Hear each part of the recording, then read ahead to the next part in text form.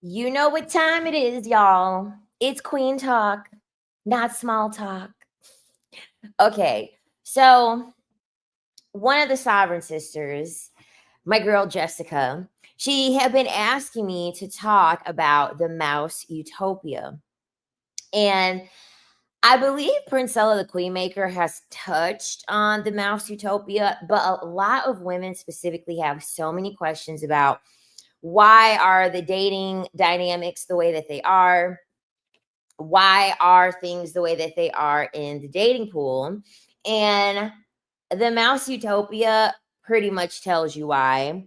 The mouse utopia is actually a very, very good way that it parallels exactly what it is that we are seeing here as humans in humanity when it comes to our dynamics with resources, with relationships, with how the genders are, our differences between the genders.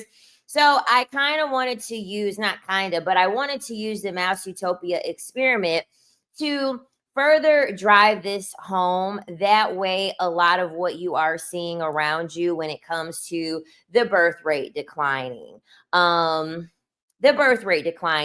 women not wanting to get married, men hating women, for us to paint a larger picture on where this is coming from, why this is happening.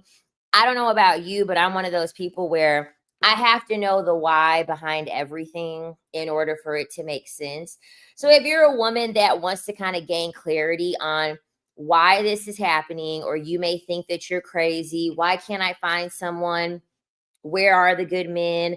How come the quality in men are so shitty? This is going to answer your questions, and this is going to give you a lot more clarity and a lot more understanding on why things are the way that they are. I need to fill in really bad. I'm going to get one this week, but those are my nails since someone asked about my nails. All right, so let me share the screen.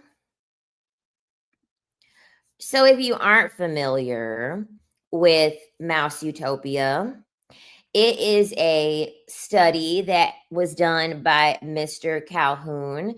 He wanted to study it based off of overpopulation and kind of what happens when we give people free reign, we give people access, and they shouldn't have access to the things that we have access to, and essentially what it does to society.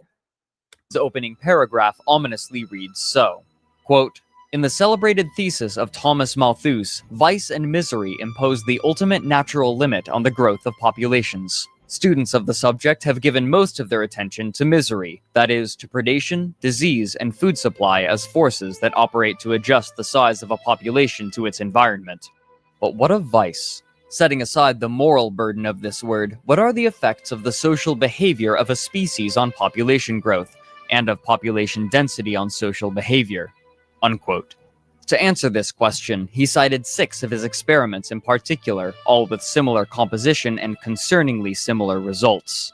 The design of these habitats was simple. The layout was a rectangle measuring 10 feet by 14 feet, divided into 4 equal sections by electric fences. So essentially, what Calhoun decided to do was he was going to put all of these mice, male and female mice, he was going to put them in a little cubicle, and he was going to build a utopia for them, okay? Pretty much what they have done with us. So he made sure that these mice were going to have access to all of their resources, right? The men were going to have availability from the women to be able to mate.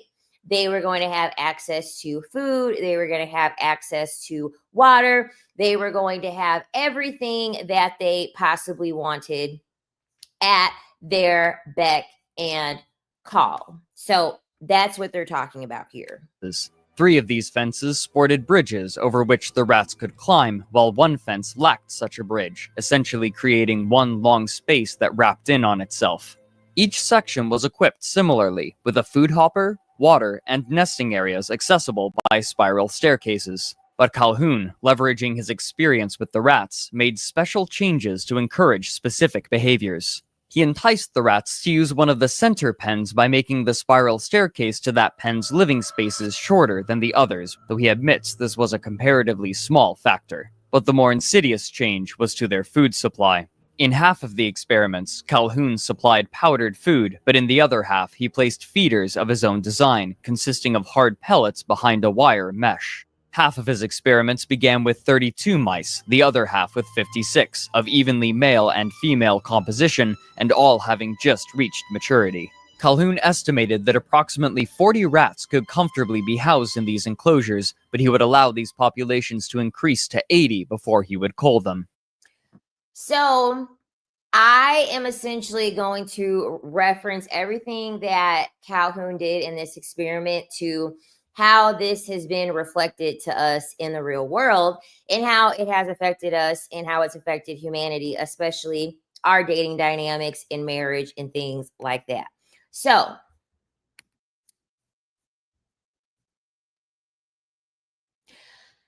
he gave the mice ideal conditions, okay? They went from 40 and they reproduced very quickly to 80. This, when men are saying that they want a traditional woman, and when men are saying that, oh, how come we can't go back to the nuclear family? How come we can't go back to, the 60s and 70s and, the men were providing and the men were doing all of these things? The reason why they want us to be able to go back to that is because that is a part of the utopia, because they're getting access to everything. Everyone is getting married. Everyone is able to work. And then this is where the nuclear family started. The nuclear family essentially was a ploy. Okay. The nuclear family was pretty much a fake way to give average men access to women. Okay. They pretty much made a model and said, a child needs to be raised in a two-parent home with mommy and daddy, and that is the way that it's supposed to be. They did that because they did not want to have men have to compete with other men to be able to have access to you. So this allowed a lot of average men to be able to have access to women that they had no business having access to in the first place. So now everyone is reproducing quickly because they have everyone under the same roof with one another and they are procreating. So this is the reason why your grandmother or your great-great-grandmother had 9, 10, 11, 12, 13, 14 fucking children. Okay. So that is where that stems from, and that is where that comes from. Almost immediately after introduction, things began to go awry. The females, unsurprisingly, spread themselves out somewhat evenly through the pens, but after the males jockeyed for dominance and those of highest rank were determined, they began to distribute themselves strangely. Less dominant male rats will typically awaken earlier and begin to wander and forage for food, and due to the design of the pen, this meant that they usually would end up in the center sections to eat. During this time, the dominant males of the outer pens would wake up and begin guarding their respective territories. So when the incel men are complaining about, oh yeah, 80% of women are going to go for 20% of men, the reason why they're complaining about this just modeled it. Did you hear what he just said? He said that when they essentially had it equal, where there was a man for a woman, everything was distributed evenly. Every man ended up getting a woman to mate with. Once they started overpopulating, they realized, oh, the men started doing what they do in the real world, what they do here. They created a hierarchy. Men have hierarchy thinking. If there's nothing that you don't get from this, you always have to remember, men have hierarchy thinking. They have hierarchy thinking between other men, and they have hierarchy thinking between other women. This is the reason why men cannot wrap their head around how, if you are a woman that they deem to be unattractive, if you are a woman that they deem to be low value, they cannot wrap their head around the fact that you will be confident, that you will not be insecure, because they look at you as on a hierarchy. They don't deem you as being at the top of the hierarchy. So how do you have any value? These most of the men here, the issue, women were not taught to breed selectively. You were brainwashed to give average men children. That's the reason why we have so many morons on earth today. Because as a woman, you were not taught, hey, we need the strongest people on earth. Because men are going to tell you all the time, society, you need to have a baby for society. No, you need to have the strongest genetic fit for society, not just having a baby. That's why the world is how it is. That's the reason why us as adults, we're reading at a 6th grade level here in the United States, because you as a woman have not been taught how to vet for higher purposes. Because when you're thinking of money and provision and things like this, those are artificial. Those are not the nature of a man. So even when you're sitting here like, oh, he has money, oh, he has this, well, men created money to make that as a means of measure for you to pick them. That's the reason why they didn't allow you to work in the first place, right? So that's the reason why men are always like, oh, we just don't feel like we don't feel like it is fair, and you should be having children, and da-da-da-da. No animal species, no female animal species is going to give, she's not going to mate with an average man. She's not going to mate with someone that she does not deem to have enough genetics. And yes, intelligence is genetic. And emotional intelligence is genetic. This is why patriarchy, all patriarchy does is just keep men mediocre. All it does is just allow average men to have access to you as a woman. The reason why men are like this is because they have way too much access to women. They're seeing women every day during their errands. They're seeing women at work now, because remember, women couldn't be in the workplace. They're seeing women on their phone. They have so much access to women. The genetic pool is highly tainted. So now we're going to watch more, and we're going to see how these mice are trying to correct this. Since there was only one entrance ramp to either end, the dominant males of either pen would bar the return of the less dominant males, forcing the male population to clump in the center pens, while the dominant end males protected what came to be their harems. Only a few other deferential males were. So did you hear that? The dominant men, the dominant men protected their harems. So the women decided to go to the men that are the most dominant, that are the most genetically fit. Do not sit here and allow these men to gaslight you into feeling bad for choosing or only wanting to be with the best man out there. You have the choice. You are deciding how strong our genetics are going to be. You as a woman, that is your responsibility to do that. Do not let these men make you feel bad for being super fucking picky on who it is that you're going to get married to, have a child with, share space with. And that's if you even want to do it in the first place. Were allowed to remain. These few remaining males began exhibiting odd behavior. Though they would spend most of their time in the burrows with the females, hiding away from the dominant male, they would never attempt to mate with any of them.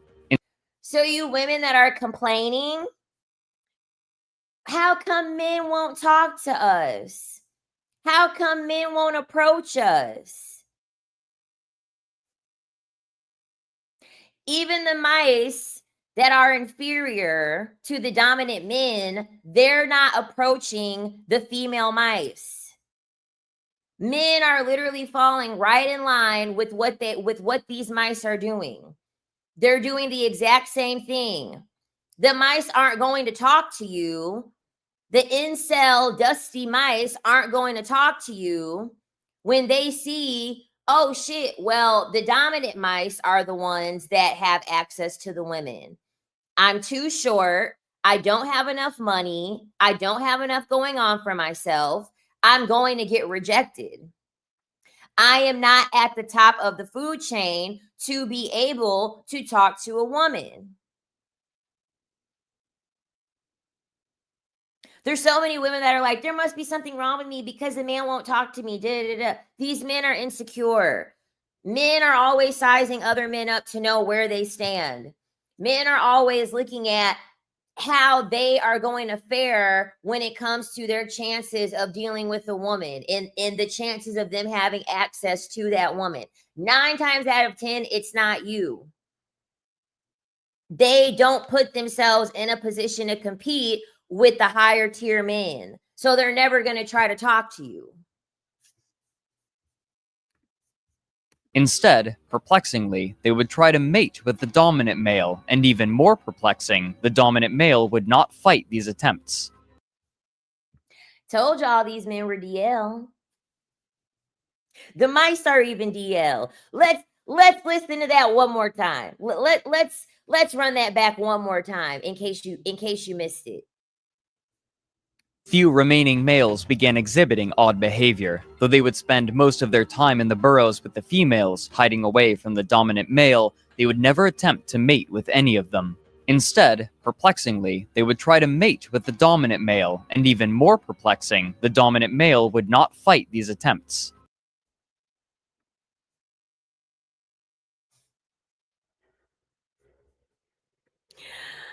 Anon, great topic. Thanks for the content as always. Appreciate the super chat. Thank you. I told y'all, the mice are even DL. The mice are even DL. It is in these men's nature. It is in these men's nature to take what they can get. These men have so much testosterone.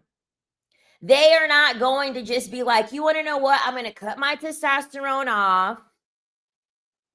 And I'm just not going to deal with women. And because I decided not to deal with women, I'm just not going to have sex with anyone. And you heard him say that the dominant males did not stop the weaker males from sleeping with them. The dominant males have a harem of women. The more, the merrier. They don't care. This is what I keep telling y'all women about these men that got multiple baby mamas. These men that got multiple baby mamas are fucking low tier men. They are dealing with other men. Come on. The study is showing y'all that this is what these men, that this is what mice are doing. This study was done in relation to human behavior and what humans are doing. At the same time as this was happening, the effect of Calhoun's special feeders was taking hold. Since procuring food was such a lengthy process at the hard food feeders, it was common for one rat to join another while in the process of feeding. By this method, the rats slowly became conditioned to eating in the company of other rats until, eventually, the rats would refuse to eat unless another rat was present. Since more rats tended to be in the center pens, this behavior meant that, over time, more and more rats made their way there, further condensing them. This heightened the proximity of an already cramped population. In the experiments with the powdered food, this effect was far less pronounced. With these factors combined, Calhoun noted what he called a behavioral sink, or an increase in pathological activity in the rats due to the stress involved in such high population density. For the females, the behavioral sink manifested in reduced capacity for nest building and young rearing. Infant rats are... Why is the birth rate dropping? How come the women don't want to get married? We're overpopulated, and the women are having to overperform to the point of fucking exhaustion. The women are tired. The women don't have a community to raise a child. If the woman decides to get married, the husband is going to be an additional child.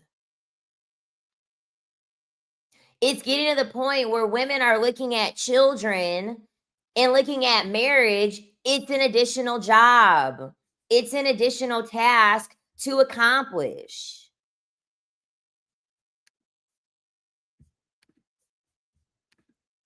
Are extremely dependent upon their mothers for nearly all things. However, under the effects of the behavioral sink, the mothers would often be interrupted in their nest building practices to engage in some other social activity. As time wore on, this led to sparser nests which could not house the young properly. If a mother decided to move her litter, she often would only move some of them or scatter them about the pen in separate locations. What's more, when female rats are ready to mate, the males can sense it, and the enclosed space meant that a female could not escape the continuous advances of the males during these periods.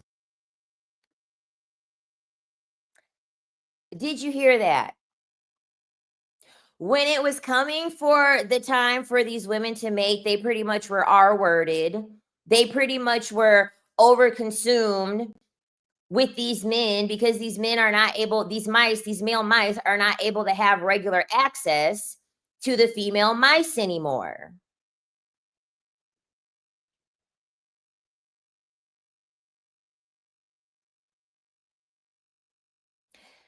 There are so many women that are not aware of like what is slowly happening. A lot of women are not aware that like this happens very, very, very slowly.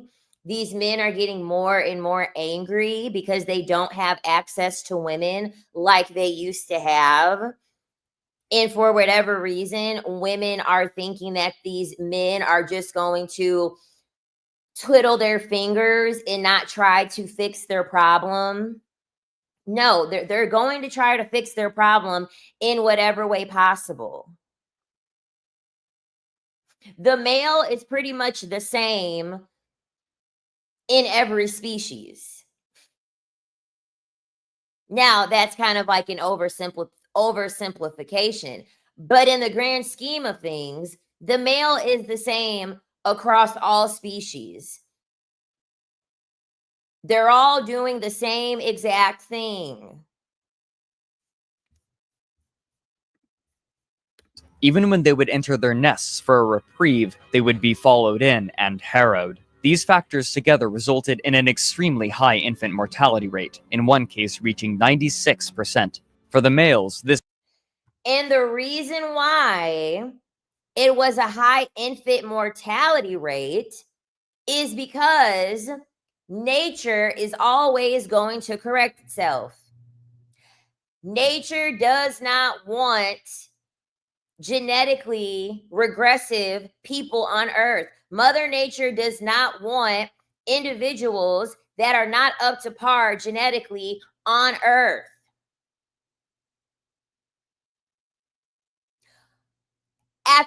After women give birth in all species, if they give birth to a baby, whatever species it is, and let's say it doesn't have a leg, they're leaving the baby behind. They're not going to do anything to try to save that baby because they understand that baby genetically, it's not strong enough. I really want to drive this home to women because women have been brainwashed to take pity on men's horrible genetics. You've been brainwashed and conditioned to think that you are supposed to take a chance and accept something that is not genetically up to par, up to your liking. That's not natural. That's not normal. Nature is showing you that that is not normal. If it was normal, nature wouldn't be rejecting it.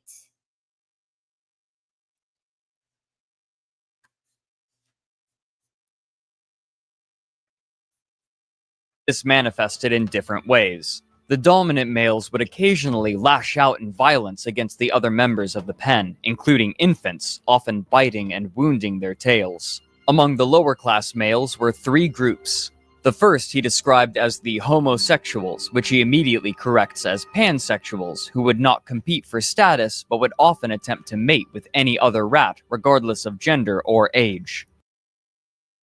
These men are testosterone driven. The way that I knew about this was doing bodybuilding. This is what really drove it home for me to understand these motherfuckers is DL. These motherfuckers is out here sleeping with other men. That is what literally really gave me confirmation. Oh my God, these men are not picky. These men do not care.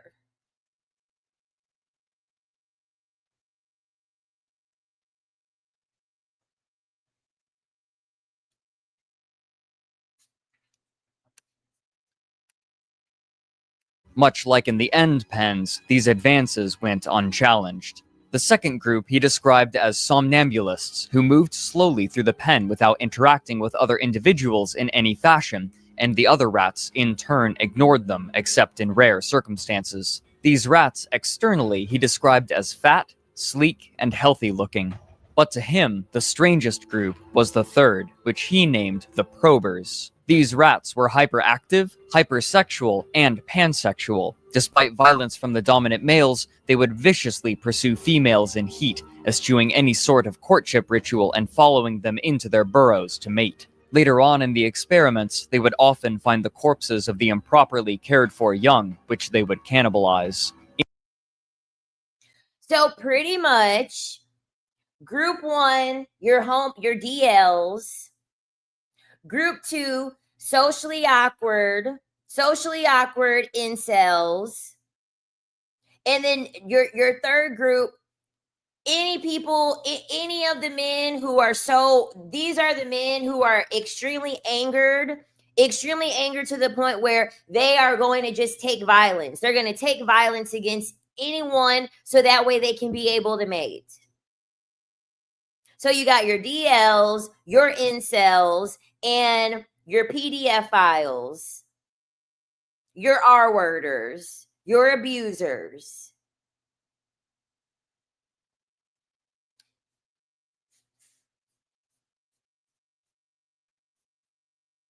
In time, one of Calhoun's assistants would publicly describe these pens as hell. At this point, Calhoun ended the experiments, but he predicted that these pathological changes would have eventually led to the deaths of the colonies. At their conclusion, he would take the 4 healthiest males and females and allow them to breed, but their behavior had been so inexorably altered that none of their pups survived beyond weaning.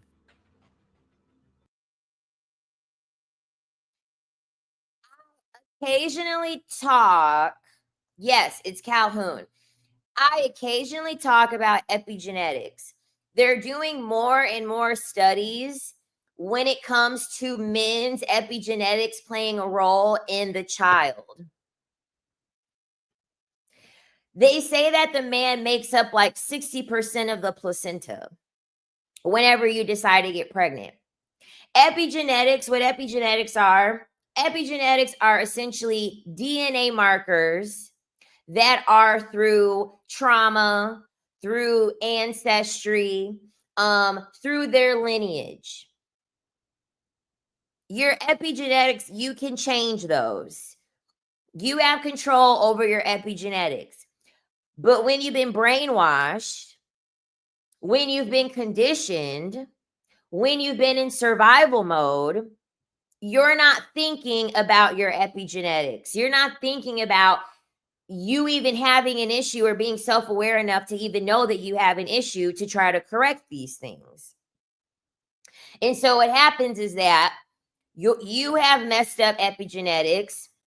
The men have messed up epigenetics. And now you all are breeding these children. Now you all are breeding these children who are having a very, very hard time in society. All of this started from the nuclear family. All of this started from the nuclear family. Average men getting way more access to women than they should be allowed to have. And then women being brainwashed to not realize a man, just because he has a penis, that's not good enough. That's not enough. It's no, you need to be way pickier than that. Humanity depends on how picky you are as a woman.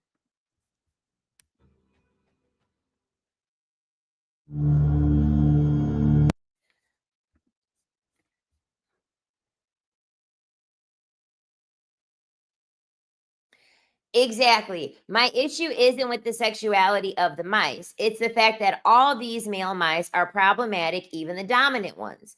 The lower three are the DL in PDFs, and Grapus dominant R word is DL himself. That's the reason why I said when these men have a harem of women, you should be on alert. You should be on alert regardless of the fact.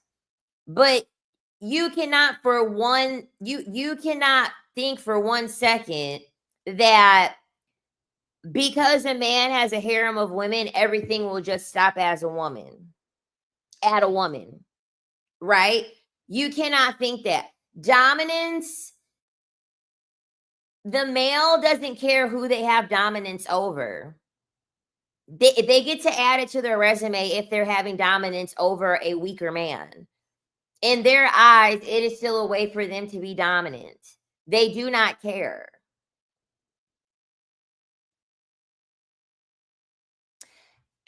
Exactly. You must master yourself and reprogram your mind of societal BS. If men aren't approaching, they know they can't measure up in more ways than one. Exactly. It's really that simple. It is really that simple. You have to rewire your programming.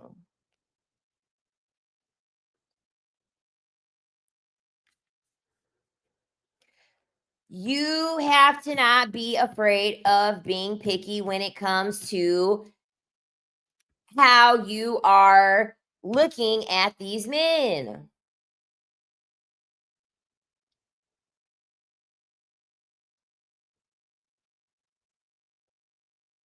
Someone had mentioned it in the chat. The beautiful ones. When Calhoun did that study, there were mice that had formed their own group, and these mice were constantly groomed. They never mated, they never fought. They were very obsessed with their appearance. They were totally disconnected from society, completely disconnected from what was happening. This is the reason why, not BBL Drizzy, y'all are funny.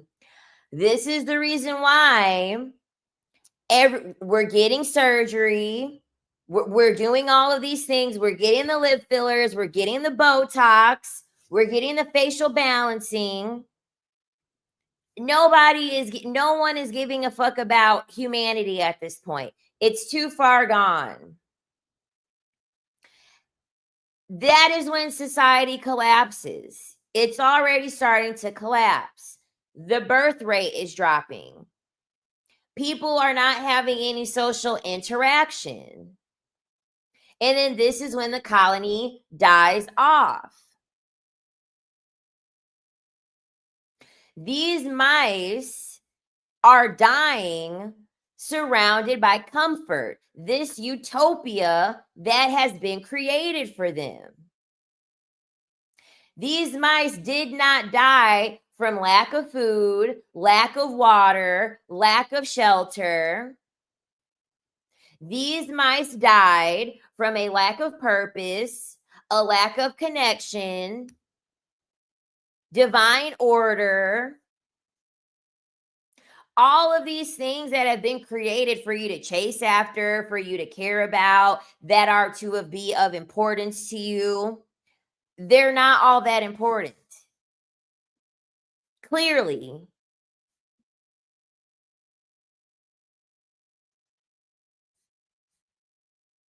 When it comes to the beautiful ones and how this manifests when it comes to men, it's all these damn red pill podcasters.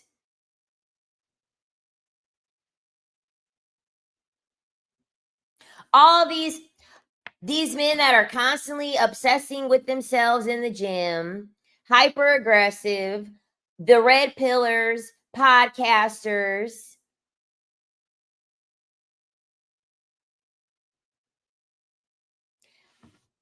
Being addicted to comfort, to clout, to self-image. These men constantly consuming women as an object, yet they don't want to respect anything that comes along with the feminine. They don't like women.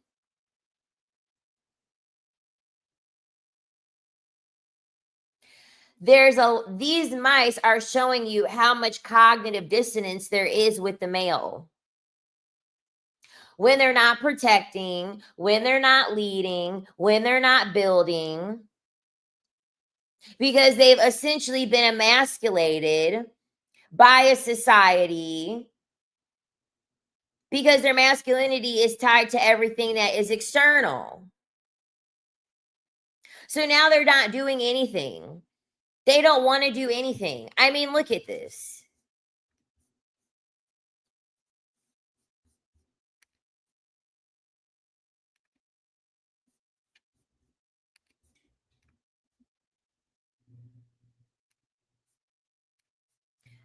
I mean, look at this. More men in their prime, working years, are neither working nor looking for jobs. Here's why. A growing number of men in their prime working years, ages 25 to 54, are dropping out of the workforce. About 10% of that group, or roughly 6.8 million men nationwide, were neither working nor looking for employment. Education is an important predictor of men's odds of being out of the labor force.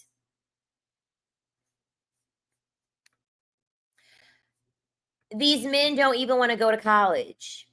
They don't want to go to college because it's feminine.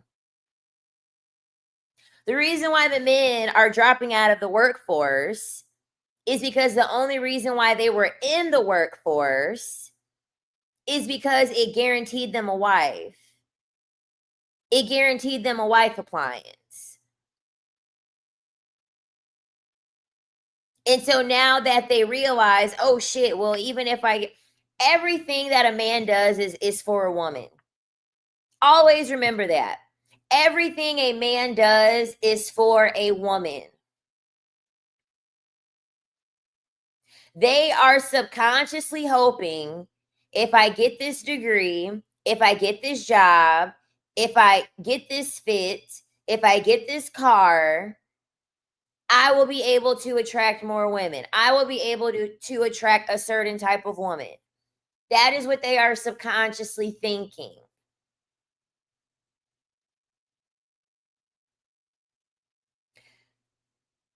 These men are at the point where they realize that's not going to do anything. It's not going to guarantee them anything. So they don't care. They're not doing anything.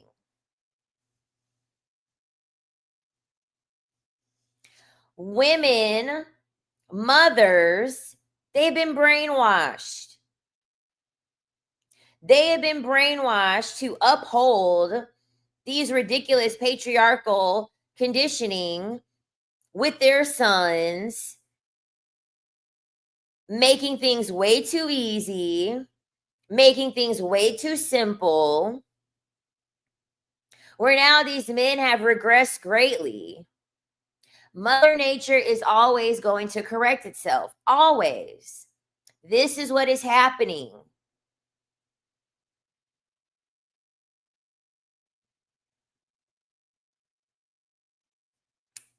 I literally was going to bring up autism. Everyone's like, the autism is caused by the vaccines. The reason why there's so many kids that are autistic is the vaccines. That could be a reason. That could be an influence. But you're not going to tell me that we have prime mating material in this world mating with one another. We have prime genetic material mating with one another. They already said in the study, the infant mortality rate increased. It increased once these average men, below average men were able to have access to women, that was when the genetic pool was getting worse.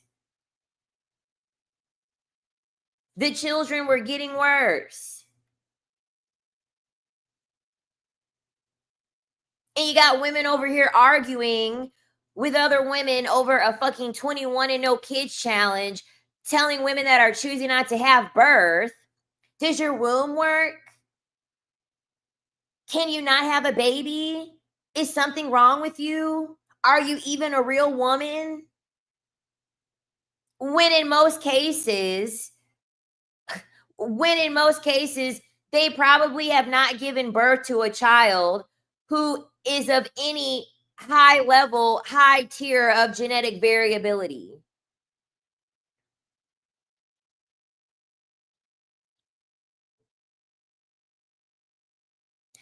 I'm talking about this because there are so many women who think that this is normal.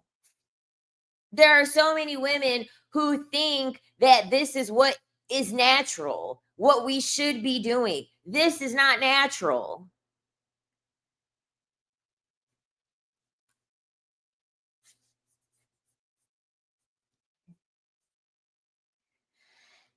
Did you see Myron from FNF said he can't get card with women, and AT said punanis are ugly? Why would they out themselves? They don't like women. They don't. All of the incel men are on the DL, I'm telling you. All of the men that are these red pillars, these podcasters, all they do is bond over talking shit about women. They're on the DL. They do not like women. They only want to sleep with women and have a chance to be able to have a child. So that way they can have something to show for their sad existence. Funny thing is that today Shira was talking about the world going into a utopian society. This is very interesting. Get out. I didn't know that. See, me and Shira are here because I didn't watch her live stream. I didn't even know that she was like live stream a little bit before me. I had no clue. I planned to go live a lot sooner, but I was on the phone yapping. I was on the phone yapping for a long time. That's why I got on here for so late. We're going into a utopian society. Point blank, period.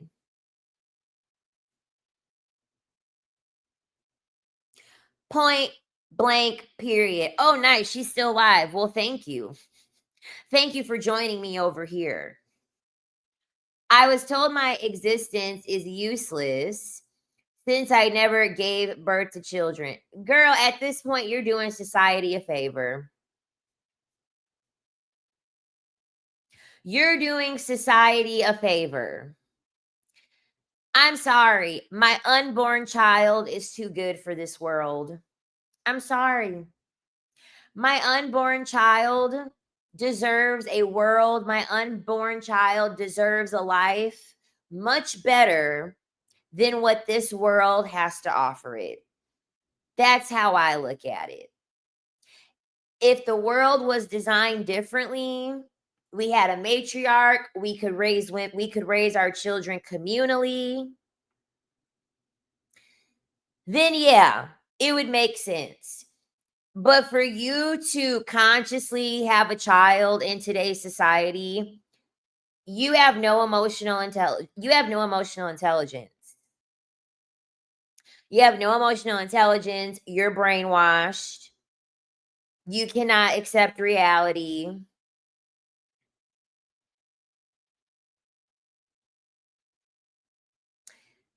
I would never allow a child to come into this. This society is horrible. This is horrible. We are now literally seeing the shift. We are literally now seeing the shift with society and what is happening.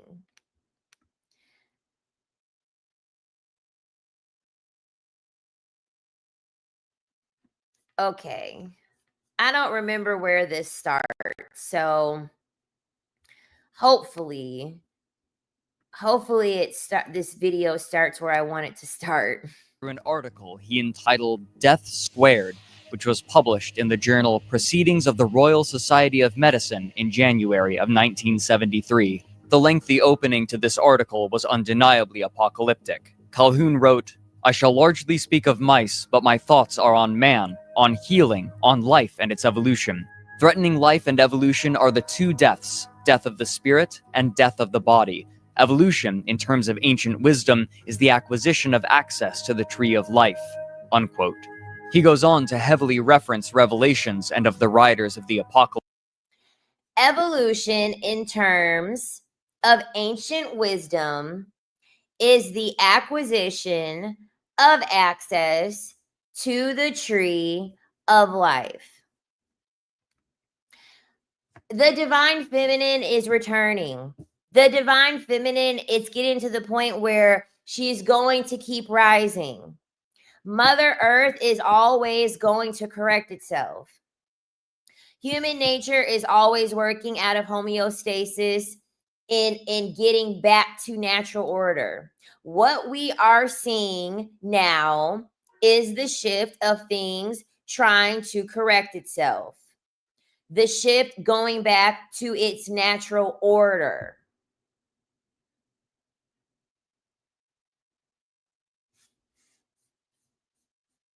The women who are deciding to not have children, the women who are deciding to not get married, y'all are aware of what's going on.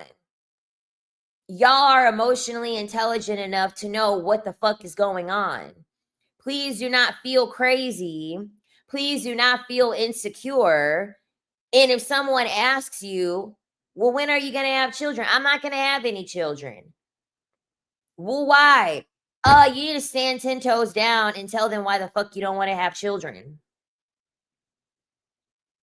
I literally had a woman, she was older. She probably was like in her 60s.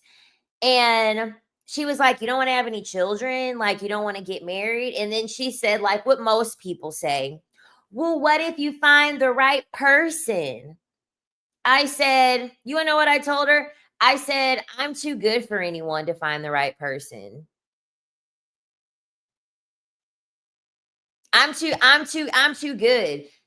I'm sorry. Like, I didn't even say I'm sorry. I literally had told her, I was like, I'm too good for there to be the right person.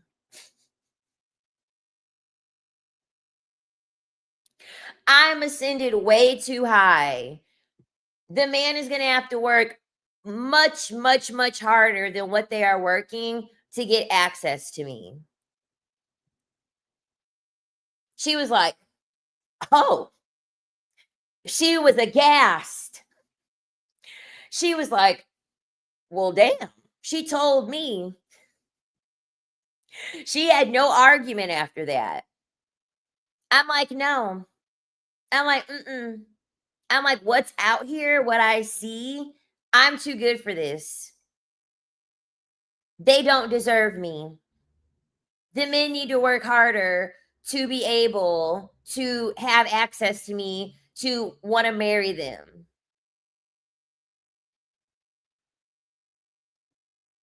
Now, granted, this was a woman. If this was a man would be dumb to ask me such a thing and to argue back with me. Point blank, period. This is why when men always say, oh, well, why don't you have kids? I'm like, okay, cool. This is what I'll do. I'll have a kid and then I'll give it to you. You didn't say raise a kid. You said have a kid. They're like, no, that's what you said. You said, how come I don't have a kid? So I'll give you what you want. I'll have a kid and then I'll give it to you. Since you want me to have one so bad, you must want me to have one so bad so that you can have it. So here you go. Here's a baby for you to raise. See ya. Don't call me either. I'm going to quit my job. You can't take me for child support. You can lose my number. But That is what you said. You said, how come I don't have a child? I agreed that I'll have a child and then I'll give it to you.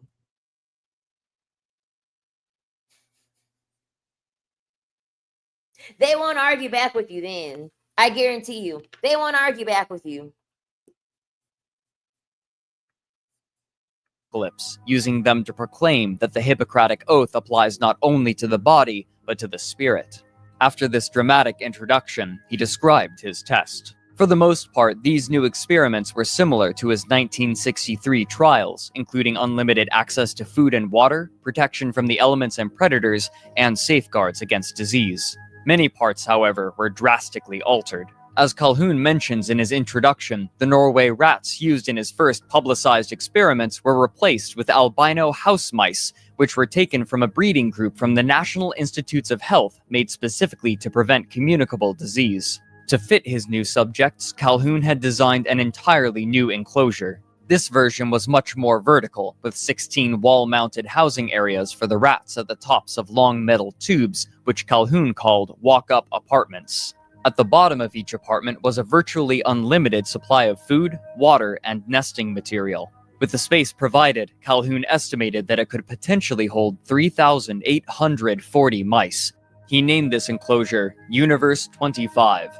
Calhoun's methods also had changed. Rather than instituting population controls, he would interfere far less. His plan was to place 8 mice in the enclosure, 4 male and 4 female, and simply watch and wait. Calhoun observed 4 distinct phases in the ensuing experiment. Phase A was predictable, constituting the time period before the first new mice were born, which ended up being 104 days. For the mice, these days were, quote, marked by considerable social turmoil.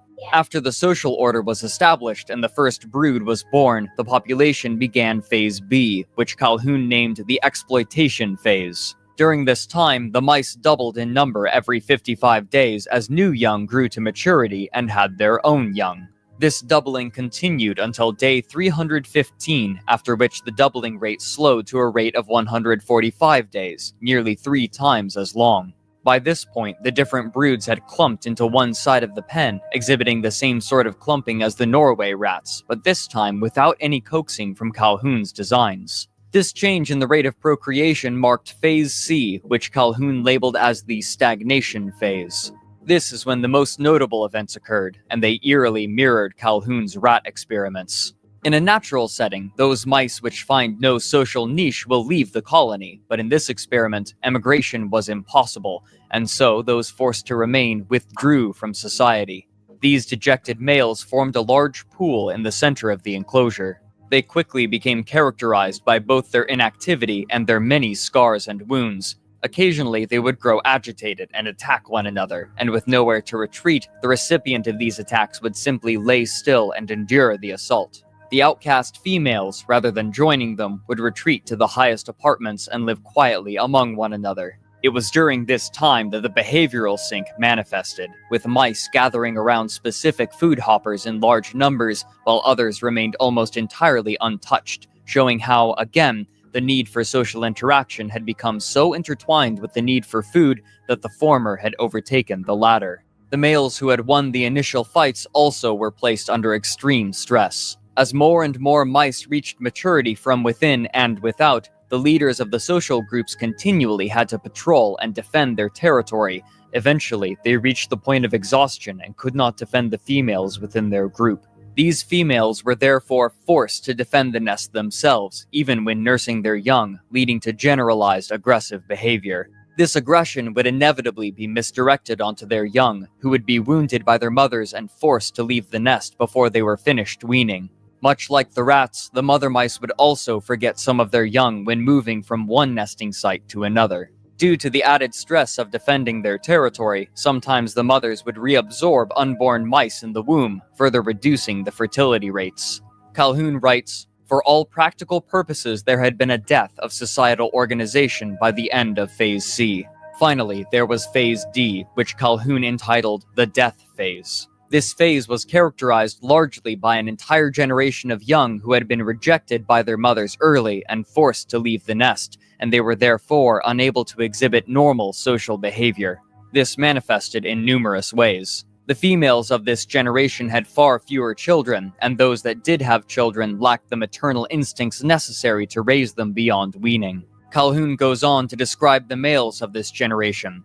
Quote, "Male counterparts to these non-reproducing females were soon dubbed the beautiful ones. They never engaged in sexual approaches toward females, and they never engaged in fighting, and so they had no wound or scar tissue.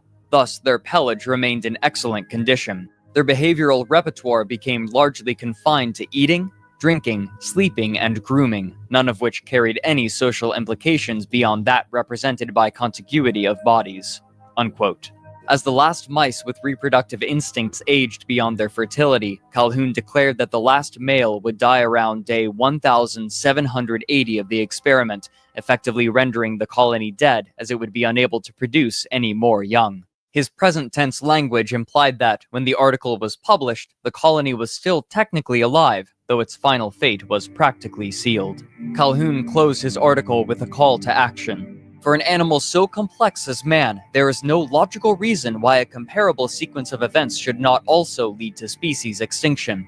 If opportunities for role fulfillment fall far short of the demand by those capable of filling roles and having expectancies to do so, only violence and disruption of social organization can follow. Individuals born under these circumstances will be so out of touch with reality as to be incapable even of alienation. Their most complex behaviors will become fragmented. Acquisition, creation, and utilization of ideas appropriate for life in a post-industrial, cultural, conceptual, technological society will have been blocked. Just as biological generativity in the mouse involves this species' most complex behaviors, so does ideational generativity for man. Loss of these respective complex behaviors means death of the species.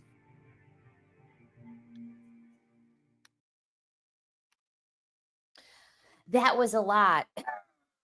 I'm not gonna lie, that was a freaking lot. Males never protect and provide, even in the animal kingdom. I told you guys, it's all none of it's real. None of it's real. It's all been artificially orchestrated. It's all been artificially designed to essentially create what we have now. I couldn't imagine. I couldn't even imagine. People who give birth to male children these days surprise me, but in a saddening way. So today I was on TikTok and someone tagged me in a video. They actually tagged a few content creators that are in the same niche as me. They tagged me in the video, and the video was a woman pretty much saying that women are evil.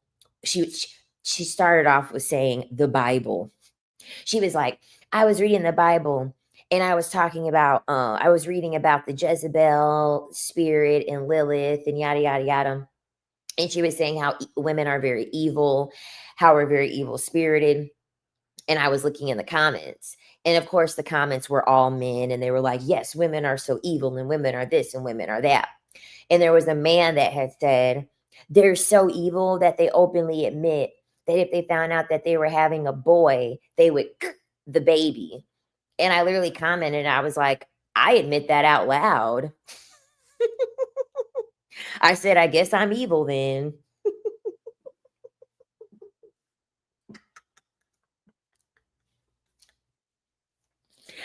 I said, that's me.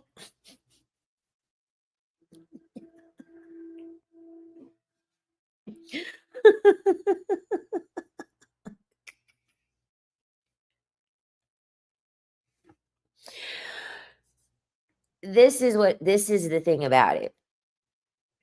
Men will tell you that you need to have a child to contribute to society. They will tell you that you don't care about society. Clearly, they don't care about society. If they cared about society, they would want you to mate with the best person, and they would want you to reproduce having the best person. The more superior gender is a girl.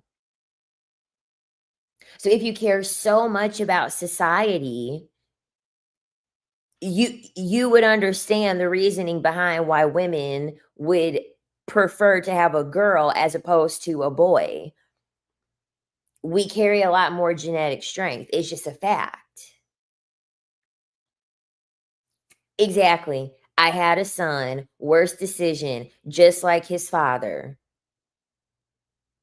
Mothers say that all the time about their sons. And then there was a woman in the on the TikTok under that comment that that guy had made talking about deleting the boys. She's like, coming from a mother of 3 boys, I could only imagine. You're the problem. You're the problem. I already, just from that comment alone, I already know what type of son she has. And then a lot of the time, what'll happen, because one of my friends, one of my male friends, very distant, but one of my male friends says this. Him and his mom, he will literally tell me, he was like, my mom and I will get into arguments because she literally will say that I remind her of my dad. And I was like, yeah, there's probably a level of resentment that your mom has without having you. I told him straight up.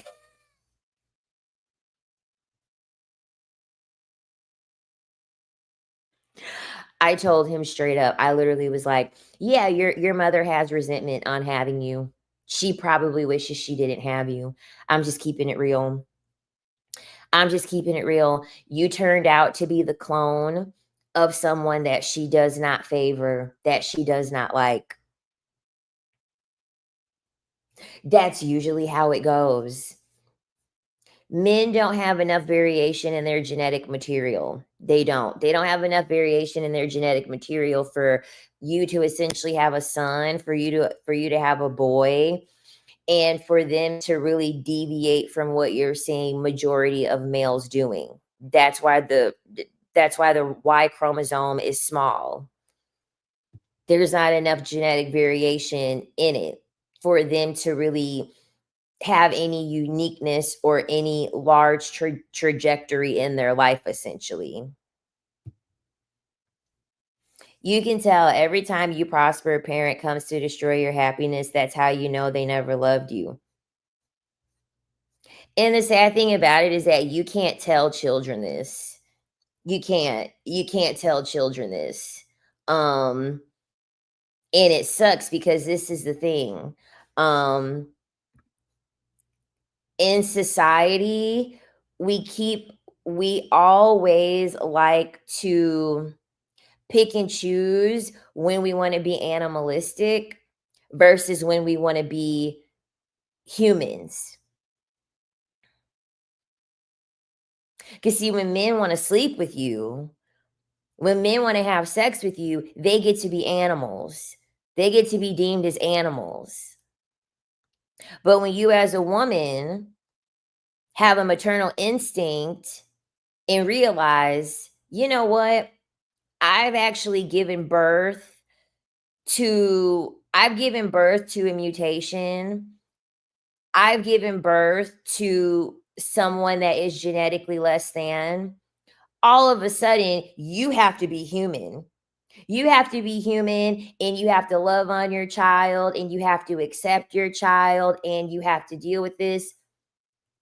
There are so many children out here and their parents never wanted them. Absolutely never wanted them. And it's sad because instead of their parents saying like, listen, this is really what it is. This is really the situation that happened. I just thought it was the right thing to do. So I just had you. This is why I'm never going to take it as a genuine argument when there are people that are like, oh yeah, like the worst thing that you could do is take a life of a, I would much rather have a child be loved, be loved in the spirit world than to come here in the physical world and not be loved and not be wanted. Existence does not translate to love. Existence does not translate to acceptance. Existence does not translate to having a very good experience as a human. I am so tired. I'm so tired of these low level, very low IQ, very low EQ discussions amongst people when they want to, one minute they want to make everything about being humanitarian and then pick and choose what parts of them are in regards to them being animals.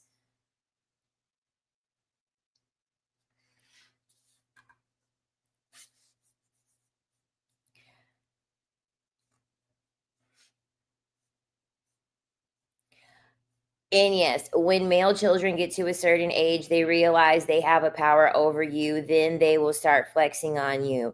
I literally, I always had a fear that if I had a son, I've always had a genuine fear that if I had a son, I would start to probably fear my own son. That's the reason why I would never want to have one. I literally would fear my own son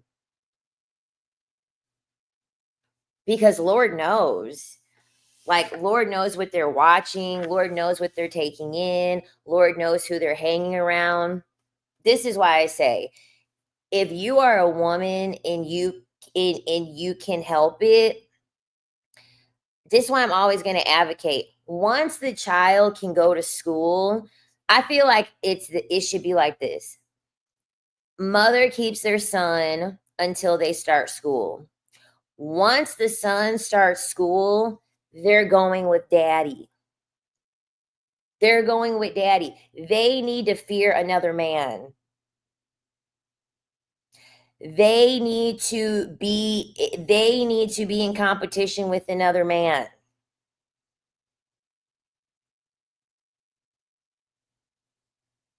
A large reason why a lot of mothers coddle their sons is because they're fucking terrified.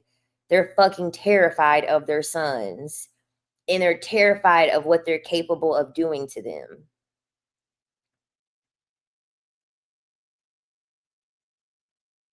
Whenever I hear mothers, I know it's fear. I know it's fear because one thing I would always notice is that whenever it would be women, and the women would have sons, I used to always pick up on the fact that they would always make it a big deal how much taller their son was than them. And it was never as if they celebrated it. It was just like, oh my God, like, I can't believe he's getting so big. I can't believe he's getting so tall. And I'm like, I don't want someone to be under the same roof as me that could whip my ass, even though they're younger than me. They're saying that because they're like, oh shit, like, this young boy could fuck me up. This young boy could actually do something to me if he decided to. Because the thing about it too, this is the thing. This is another thing I've psychoanalyzed with mothers when it comes to their dynamics between their sons and their daughters. Woman to woman, it's much easier. It's much easier when it comes to the competition. A mother fighting her daughter, no big deal. A mother having dominance over her daughter, no big deal. So of course a mother isn't going to care about going toe to toe with her daughter. You don't have the physical strength to be able to overtake her.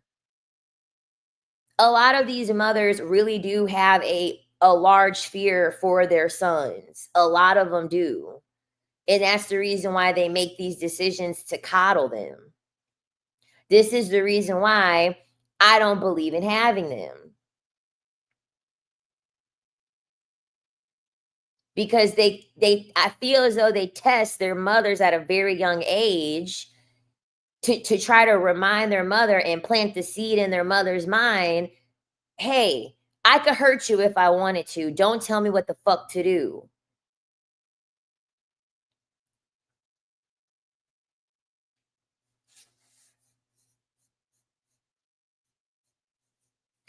Right. If I didn't let my son go at 12 years old, he would have destroyed me with the help of his father and his family. I'm glad that you yeah, I'm glad that you let your son go, because yeah, this is the reason why I'm always going to tell women, if he has a father that can at least provide, he can at least make sure that everything is solid when it comes to his survival, he needs to be with his father. Point blank, period. Because we're seeing it more and more and more. These mothers are getting taken out by their own sons. You are not, you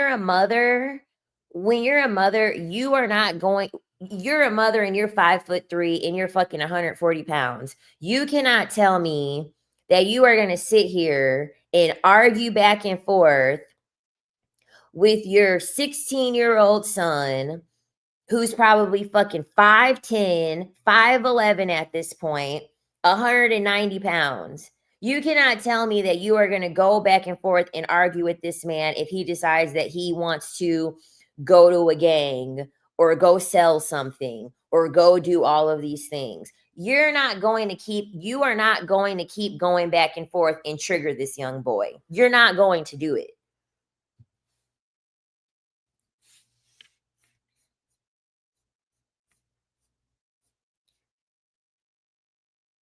Exactly.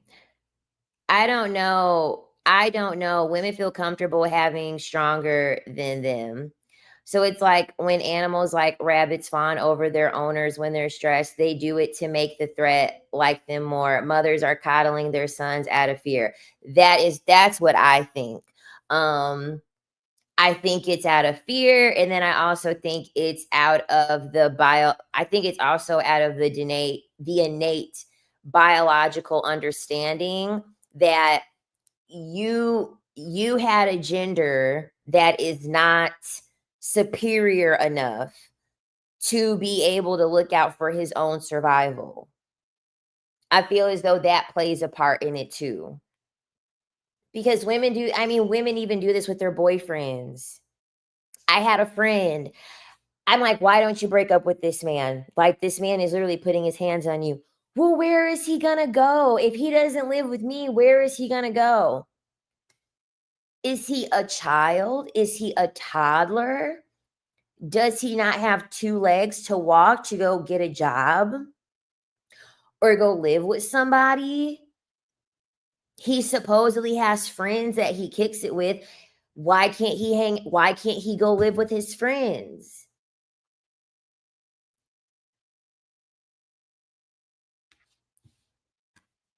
It doesn't make any sense.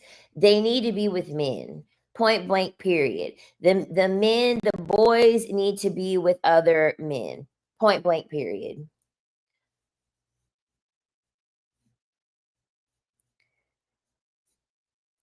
That's why they get away with stuff. Mom is scared. Yes. Man, I feel less crazy listening to this video. Thought it was my unique experience.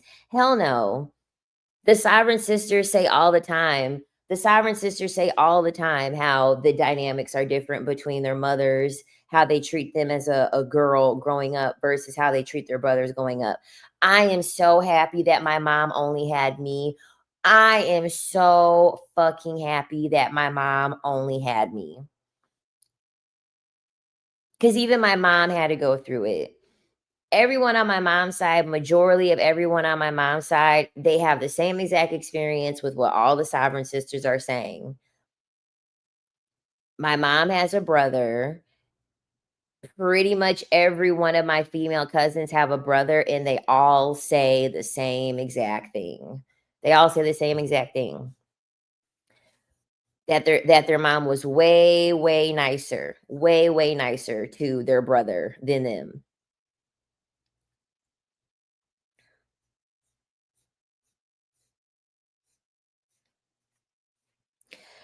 Human nature is to dominate the weaker. A boy needs ensure he understands his place. Yes, in this male hierarchical mind, he won't understand his place around women. Exactly. Young men test boundaries tested on a man. Exactly.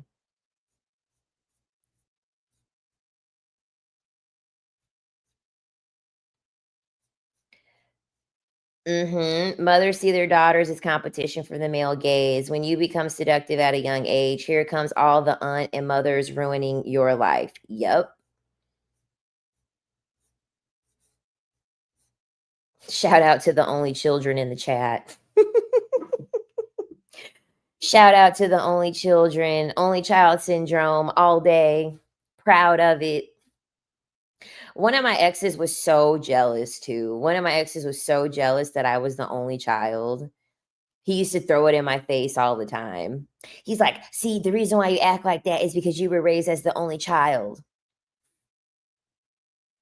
My mom is nice too. My mom is nice to me too, but when me and my brother is in the same room, you could just see the glow in her eyes. Yep.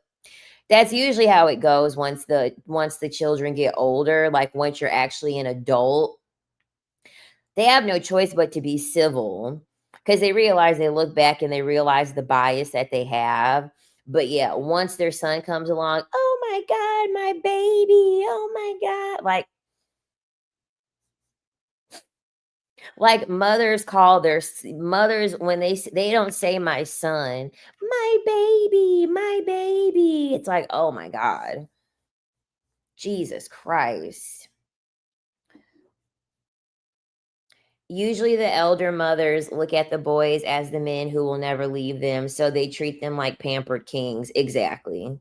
That's why I always say I'm always gonna side eye the mother that's like, when you have a son, it's gonna be the first experience you have at real love. I'm like, um, okay, it's your world.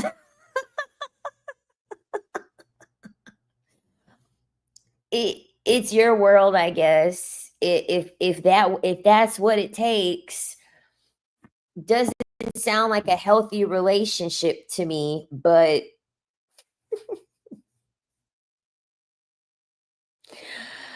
I'm sorry, I'm going to love my girls more. My daughters are my pearls. And then when you hear women say and then when women say that they rather have a boy instead of a girl, I'm like, girl, the internal misogyny.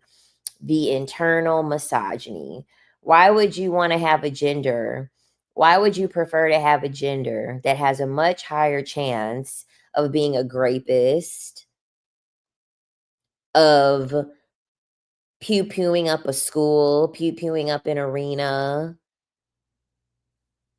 being a PDF file? Why would you want a gender? Why would you want a gender that is going to be more? You're going to have a much higher chance of them doing that.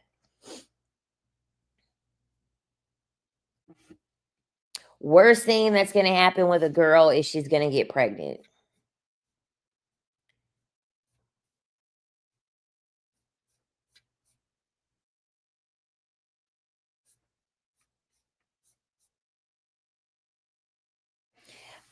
I want 4 girls, and every man says I'm crazy, and why would I want that?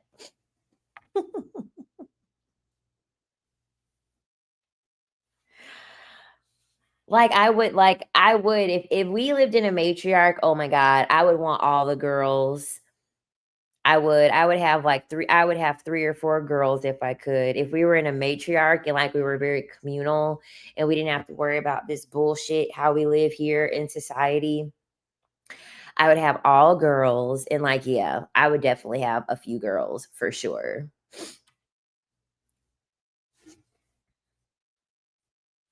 I have 3 girls. I love them. Aww. Like when I see girls in multiple, like my heart, my heart just because my grandma is one of 5, all girls, all girls. My great grandmother had 5 girls. Talk about a fucking matriarch. Women that have girls, you all have like 3+ girls.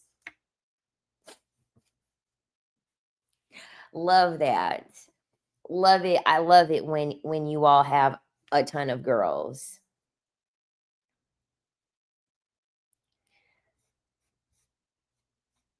My mother always supported my brother's masculinity, but would make me feel dumb and ditzy for being a girly girl. Oh my God, I'm so sorry. That sounds horrible.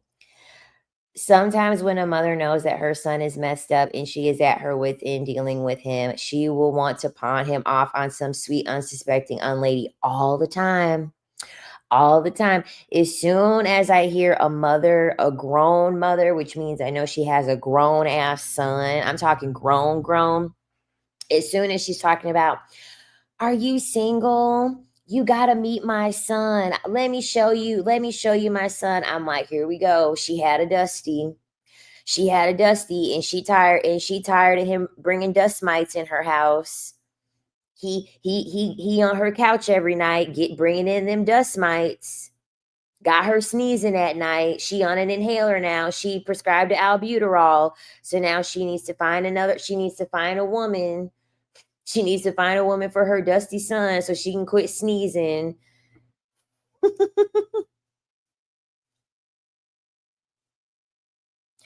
The Dusty been in her house so long, she getting breathing treatments now.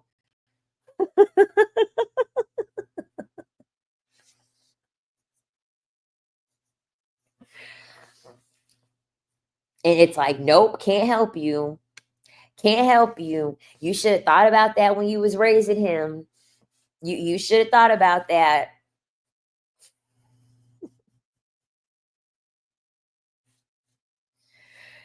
Yep. You should have thought about that when you was letting him sit.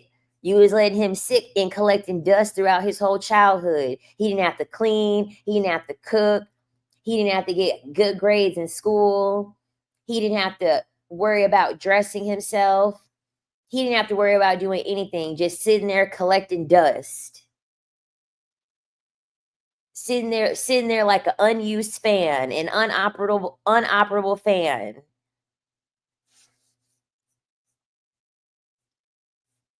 Yep, not just mothers, but also grandmothers and other women who want to get rid of these men they are tired of. I was offended when I was told about these men as if I am the trash lady, girl.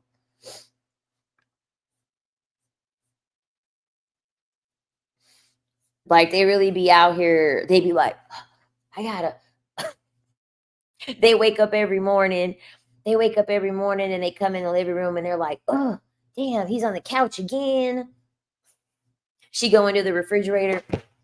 Oh, he done drank up all my milk and put the carton back in the refrigerator. I'm sick of this. I gotta make him somebody else's problem.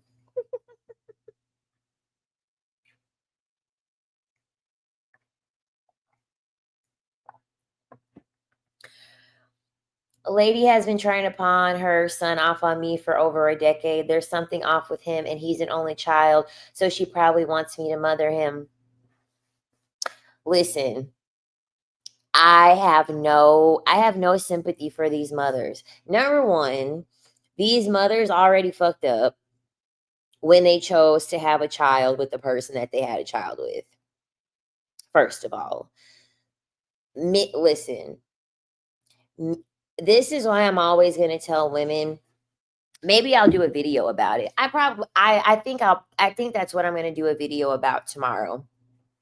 How you as a woman, you're artificially giving men value when you shouldn't be, when you overlook things, when you look past things. Whenever you look past things in a man, you're artificially giving him value. And you're fucking up the gene pool. Men who are not attractive, men who are not facially attractive, they have a weak genetic pool. Point blank, period. Beauty is a marker of genetics. It's a marker of genetics. That is the reason why all the other species, they have to perform. They have to show something performative through their beauty, through their colors, through their adaptation. Also, their intelligence, specifically their social intelligence. Socially awkward men that's poor genetics. Very, very poor genetics. lack of intelligence, very, very poor genetics. They're trying to pass off they're trying to pass off their son's shitty genes to a woman. And it's like, no, no. The gene needs to die out. It has to die out at his son. Son, no. Mm-mm.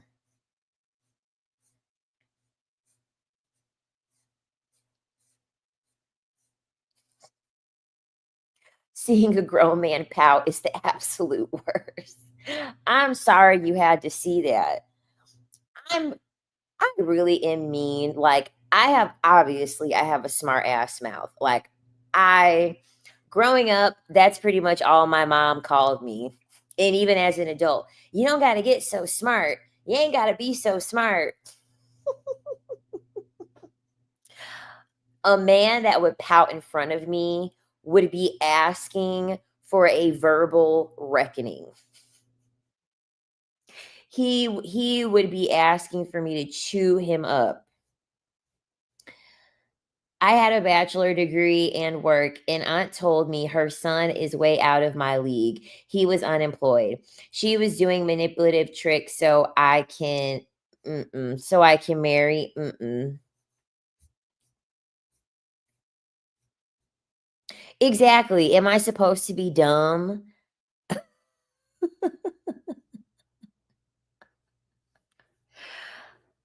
Like, no. I'm supposed to be smart. I'm like, Mom, look, you're the one that made me. You're the one that made me smart like this. Sorry. But yeah, honestly though, quit artificially raising these men's value when they're ugly, they're socially awkward, their penis doesn't work, their penis isn't big enough. I'm sorry. Like, actually, no, I'm not sorry. They're too short. I'm not into women, but these men out here got me looking like I might have to be asexual. Listen, you want to know what? I was like thinking about men, and I have nothing against transgender people, individuals. I studied a lot on like the SRY gene and like things like that for me to like gain understanding and like have more empathy with the transgender community. And I'm gonna be honest with you. Um I honestly can understand why the men like lady boys. I can understand because they get the best of both worlds. They get the best of both worlds. They want the beauty of a woman, they want the vibe of a woman, and then they want the shtick of a man. They get the best of both worlds.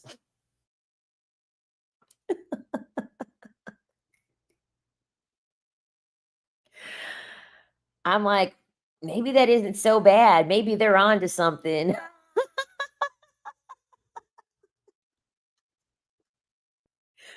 Maybe they're on to something. Maybe I need a woman with the different equipment.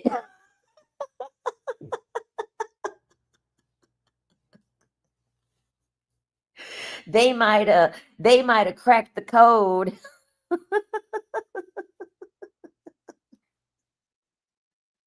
Exactly. Because let me tell you, them lady boys, the lady boys, it, they are looking good. They are looking good. Some of them, I am so shocked. I'm like, there is no way. There is no way they are out here. Mm-mm. Not unless she's a 6'7" woman. Now look,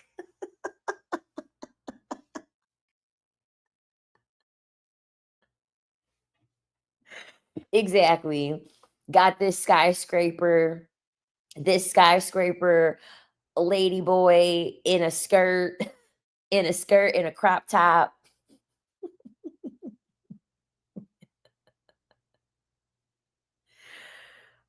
Exactly. I'll go to Thailand. If y'all hear that I went on a trip in Thailand, you already know what I was trying out.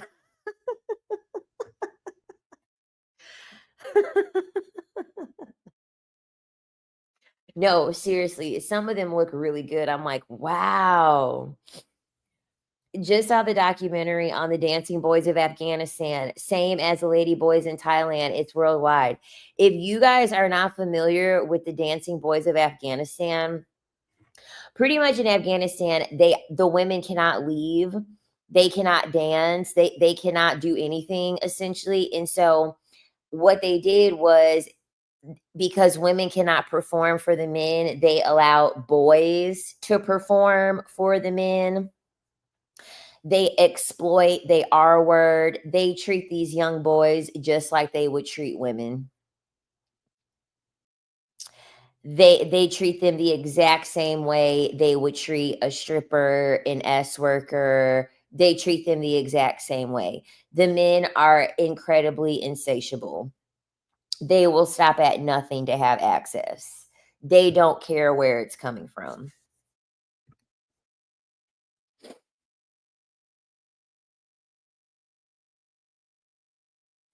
Exactly. At least they don't deny their men. Lady boys are real for that, I swear. The mice experiment clearly has no continental boundaries. No, no. There supposedly was a saying in some Mid-East community cultures that goes something like, women are for babies, boys are for sex. Makes sense to me. Makes sense to me.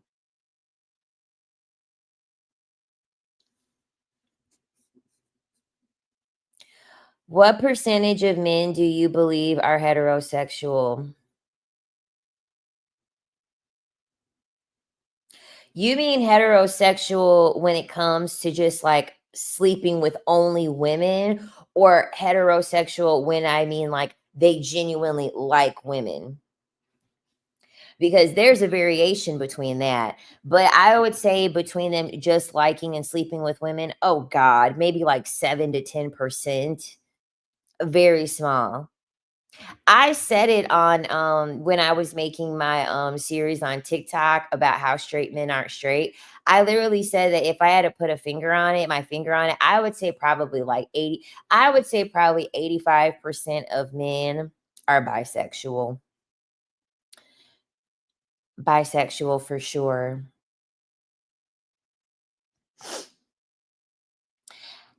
How do you think men see ugly women? Men see ugly women as honestly a reflection of themselves.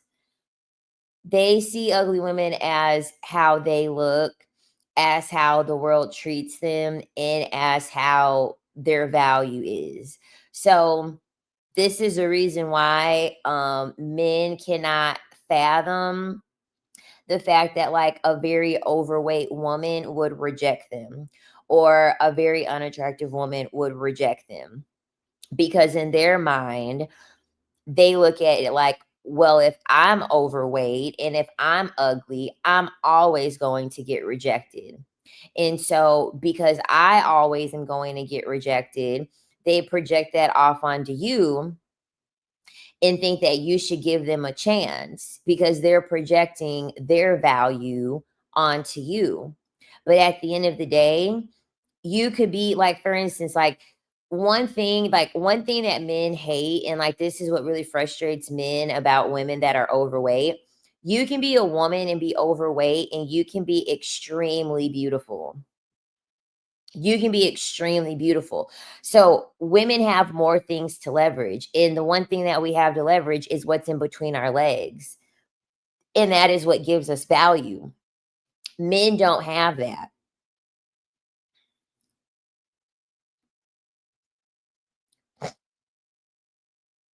Exactly. They literally will sleep with turkeys. They literally will sleep with corpses. This is why it's very dumb to even care about what men are thinking of when it comes to women. Um, it's dumb to even consider their opinion of women because it doesn't matter. Because if push come to shove and like we Thanos snap all the women off of the planet, they're going to start sleeping with animals. They're going to start digging up corpses and sleeping with them. They're going to start regularly sleeping with each other. They're not going to stop just because women aren't here anymore. Or even if you if you left the population with just unattractive women, they would still talk to the unattractive women. They would still sleep with the unattractive women. They're not picky. They have always done that. They really want to sleep with robots unabashedly. Yeah, and not only that, I seen a video.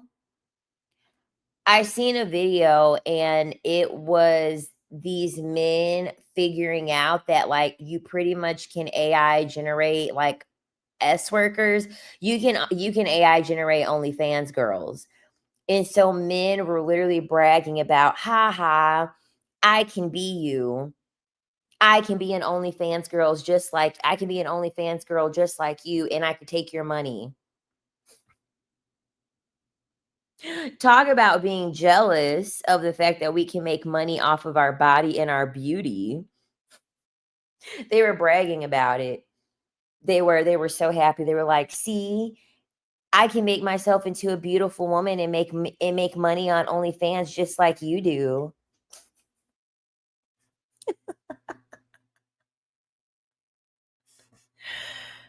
I'm like, "Period, poo." Imagine being a man bragging about how you can create yourself to be a woman online and make money off of it while you simultaneously shame sex workers online. The irony. The only men who get on the internet and shame OnlyFans girls, the only men who get online and shame any woman that is in some type of S work, they're jealous because they can't do it. They're jealous because they have to go they have to fucking work outside in 90-degree weather. They have to freeze outside in the fucking snow. They have to operate high up in the sky. Their back has to hurt from fucking lifting and lugging all of these things. All we got to do is all we got to do is fucking take a picture of our feet and make money. All we have to do is walk around all day in our fucking underwear and sell them to someone for $50. They are extremely jealous of the fact that that their species that their species are the ones that give us money.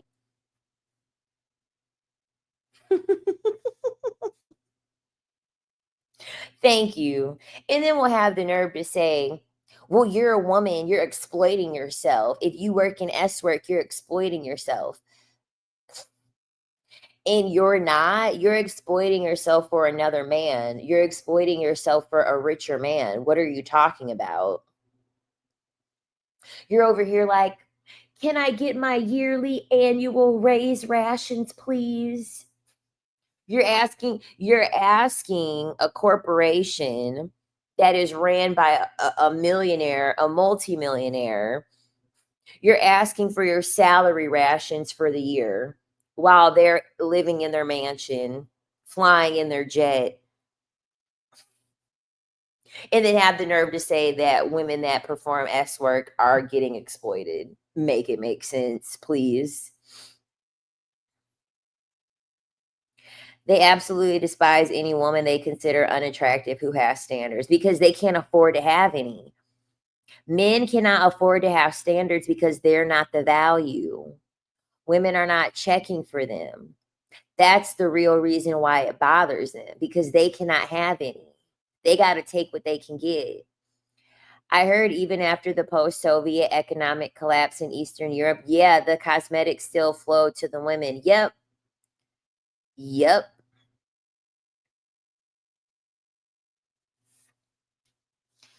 No amount of oppression has ever stopped women from valuing their beauty, ever.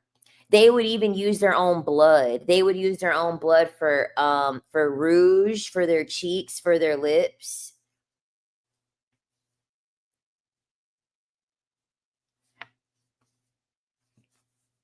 Nothing can get in the way of a woman in her enhancing her beauty. Nothing. Nothing at all.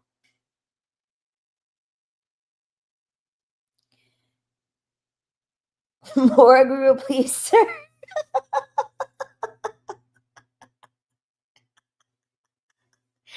I don't know why that tickled me so much, but that's funny.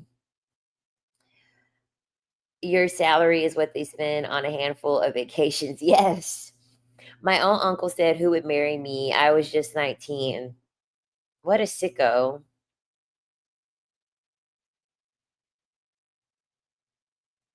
During lockdown, beauty industry actually skyrocketed in sales. I could believe it. The one thing that women understand, whenever women are in a time of oppression, you have no choice but to be creative. You have no choice but to be creative. You can't do anything. You can't do anything else. So you will come up quickly. You will come up quickly with how you can make things happen, how you can regain your femininity in a very hard time, in a time of oppression. Right, no press-on nails at the store. I remember that during COVID, all press-ons were gone. I made sure I got me some press-ons during the pandemic. I did. Yes, I play around with my beauty and makeup most when I have nowhere to go. Yep. Hey, what were your thoughts on Handmaid's Tale? I didn't watch the whole thing. Um, I didn't watch the whole thing. It wasn't necessary for me to watch the whole thing. The point was driven home. The point was driven home with the first season, so I didn't need much convincing. But I really do think the Handmaid's Tale does a really good job at pretty much chronicling and exposing just how far society will go to be able to control women, um, and the value that women bring. And when women are not able to fall in line with what the gender roles are assigned to them, how far a society will go to correct that problem. And yeah, I think it's a really I think it's a good way for women to be more serious with their mindset and to like question their conditioning and to take what's happening in society seriously, because it all happens very slowly. They're not going to wake up one day and like put all the women on lockdown. Like that's not how it's going to happen.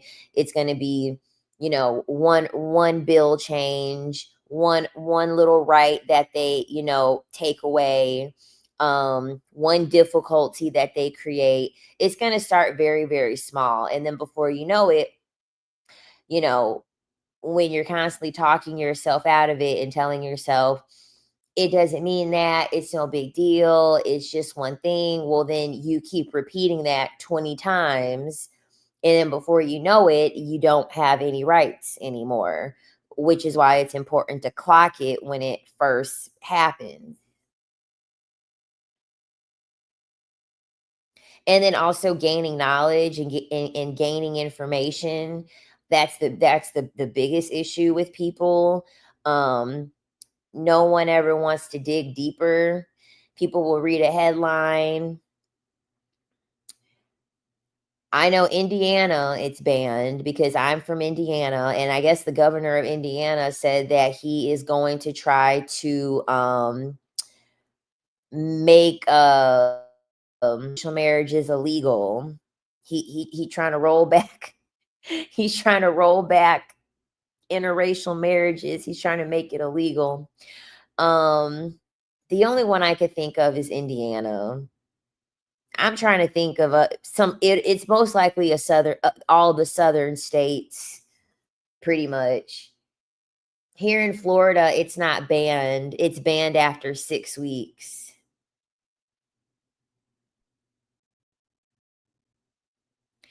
In the show, they lost the ability to have bank accounts, credit cards, like women's rights slowly went in reverse. Yeah.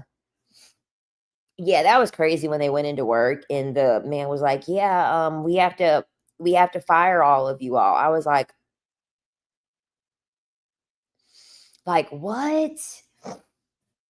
He was like, "Yeah, we have to fire all of you all." The one thing in The Handmaid's Tale, though, that pissed me off, and no one ever talked about it, was that at the very beginning, when she was with her husband, there was one thing she said to her husband that always stuck out with me.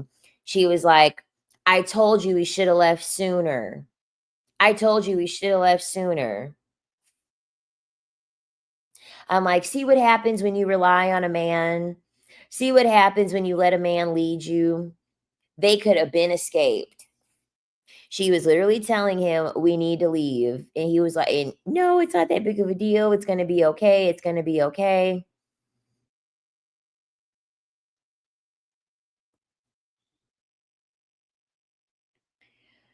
They will also put pick me women. Ooh, they will also put pick me women in place to spy and keep other women down. Exactly. That was the one thing that I noticed at the very beginning. Then there was the aunties enforcing that stuff, traitors. Yep.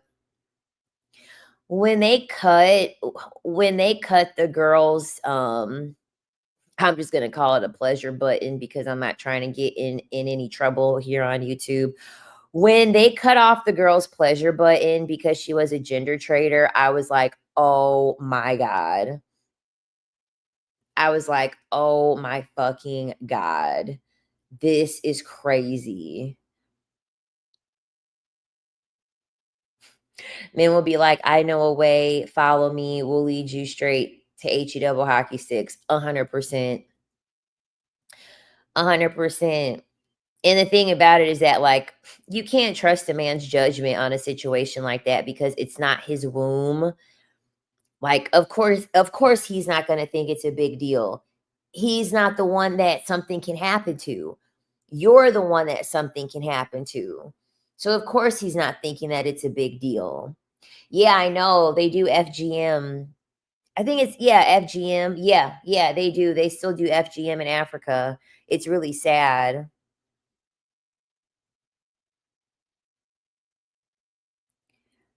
Yeah, I remember that girl that was in the girl that she went on TikTok and her boyfriend did not want to leave for the fires and she was pissed.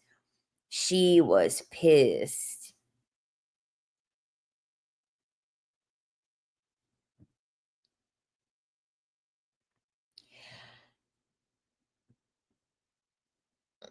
Yep, a man will go in a woman raw and 100% expect her to comply, pretty much. Listen, the woman on TikTok who stayed back with her husband at their house during the LA fire, even though they were supposed to evacuate Psy, so asinine and pick me behavior. Listen, I don't care what a man is telling me. Bye. You want to stay here and get burnt up? Good luck.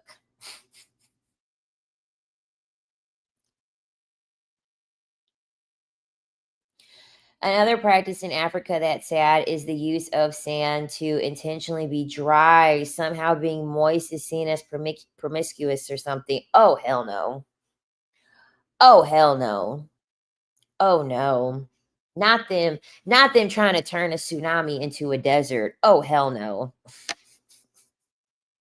They would have had to put quicksand in me. They would have had to put cement inside of me. There's no way. I shouldn't be laughing, but yeah, that is crazy. Like, I can't even, wow. I can't even fathom that. I'm sorry, but I had to add some comedic relief because it was getting really serious in here. That sand causes micro, yeah, and the thing about it is that, the men will, like, purposely spread it to the women in Africa to, like, taint them, so that way no one else can sleep with them. Yeah, they would have had to, I'm telling you, they would have had to me. They would have had to, that's like sand. Do you know how uncomfortable that is? Oh my god. I rather them just do FGM and get it over with. But sand? Oh hell no. Oh hell no. That's crazy. I saw an article that said man will feel happiness when he sees a woman experience any downfall in life. 100%. Men are miserable. Men are miserable. They want to see everyone miserable like them. They don't want to see a happy woman.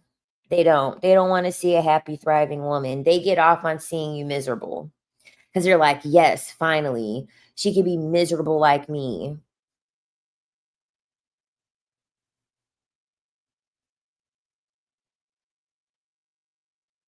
That's what kills me. Hearing men encourage teen boys to be sexual, not considering they have no girls to be sexual with. And then not only that, they're not even teaching their boys how to be worthy, how to be a worthy person where someone would even want to do that with you. Like they really, so ask, okay, tell me if I'm wrong, okay? I don't have the video saved on my phone, but JT from the City Girls, some people were arguing back and forth with me. So JT from the City Girls is on TikTok. And if any of you have been live on TikTok, you will get requests from people to try to like join you on the live. And I've almost done it. It flashes very quickly. And so sometimes when you're already like you're scrolling up or something on the live stream, your finger will sometimes press where it says accept. And so that's what JT ended up doing. She brought up this guy on the live stream by accident, and he looked so scary. He looked so chow. I'm not trying to come for nobody's teeth, but he had them teeth. It was spaced. Every tooth had a space. He just looked weird, and he was weird.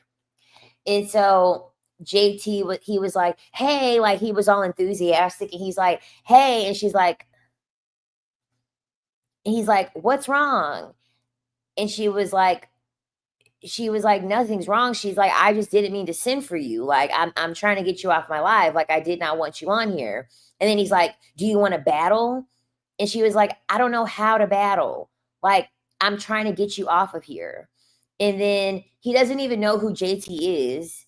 Like, he's realizing who JT was in the chat or whatever. And she's like fighting for her life, trying to get this guy off the live stream. Tell me why people were ripping JT up, saying that she's a mean girl, saying how rude of her. And I'm like, God forbid a woman have boundaries on her own goddamn TikTok. Like, she didn't want the guy fucking on there. It was by accident. Like, what is she supposed to do? Like, he's talking about, do you want to battle? And he's saying, do you want to battle, after she clearly just told him that she didn't want him on the fucking platform, that it was clearly an accident. And like, that's the issue with a lot of these men, especially these incel men. They don't know how to pick up on social cues. A lot of these men have a very, very hard time picking up on social cues. Like, it's one thing to be unattractive. That's one thing. But when you cannot pick up on social cues, when you cannot pick up on someone that is telling you, hey, I didn't mean to send for you on my live. Like, I'm actually trying to get you off of here. And you're asking them, oh, do you want to battle? I just sent you a request. You could click it. Exactly. Like, she owes a nice comment to this guy to not make him feel bad for his appearance. And that's exactly what it was about. Because the men were the main ones hollering.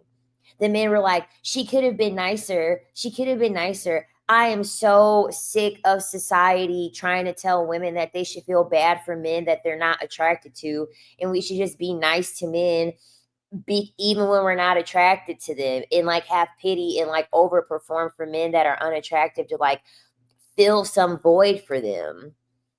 Like if a man is not attracted to a woman can't say that. A woman that's 600 pounds can't say, can you build with me? Can you build with me and help me lose weight? Can you give me a chance and help me lose weight? Oh, I know my face is riddled with acne. Can you help build with me while I get my beauty in order? Can you help build with me while I clear my skin up? You've never heard a woman say that in her fucking life, because women know that's never going to be an option. A man is not going to sit here and allow you to try to make him feel bad for you because you're not where you need to be in order for him to be attracted to you. In this political environment, do you think US women will need to leave in the next few years, or do you think things will work out here in the US? Honestly, I think women in the US need to leave. Personally, I do. I think you need to leave. Um, there are a lot of countries that you can go to, where the quality of life is a lot better. Um, if you want to have a child, you can have a year off for maternity leave. You can have a lot more support. I feel as though if you're a woman that's living in the US, you should leave. And not out of fear. That's the number one thing. Um, don't leave out of fear. Please don't. Please don't leave out of fear. Um, I think if a woman is questioning whether she should leave the US, I really think you should want to leave just to experience a different culture, a different way of life, something different. I know it's in the future plans for me to live out the country within the next year or two. It definitely is. Um, and I mean, why not? You know what I mean? I feel like despite everything that is going on, um, I feel as though even if things were here perfect in the United States, why not go move to a different country and just kind of see how the way of life is here? You can do your bachelor's or master's degree in Europe for free. All you have to cover is your insurance. Some places will even cover your rent, but usually you have to pay your rent. And the thing about it is that on Facebook, Facebook has a lot of expat groups, a lot of expat groups, like for all of the countries, Costa Rica, Japan, Portugal, they have expat groups. So if you're curious on like the cost of living, the visa situation, get on Facebook groups and then just type in what country it is that you're thinking about looking into, and then just gain information over time. That way you can start working on your visa. That way you can start working on, your monies, how what you have to spend monthly, how that's going to look like. They also have a lot of like realtors and rental property people that come on those Facebook groups as well. So yeah, I think we'll see it more prevalent with more and more people leaving the United States because it's getting a little ghetto here. It's getting more ghetto. The United States is the projects.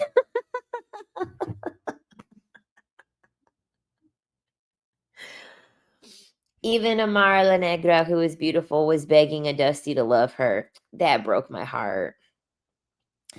Broke my heart. I was like, oh my God, the man is married. The man is married. What are you doing, child? What are you doing? Stand up. Stand up. Please stand up. Get you some milk, girl. And the thing that's really sad too, um, the thing that's really sad about that too is that like I know she probably has all types of like fragmented thoughts, regarding her beauty and all of those things and her worth and her value. Tears me to pieces to see. Oh my God. I can't believe you're still subscribed to me. Rocket, you used to be on here you used to be on here months ago.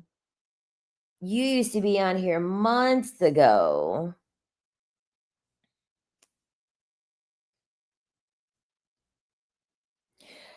Rocket is a man, but he actually is cool. Cool like a non. So don't go crazy on him. He's always been respectful in the chat. He's never been crazy. But good to see you, Rocket. I miss you too. Welcome back. I manifested a fully paid trip to Germany for 2.5 months, then Madrid and Paris. Hell yeah, I love that. This channel might be slowly making me self-hating.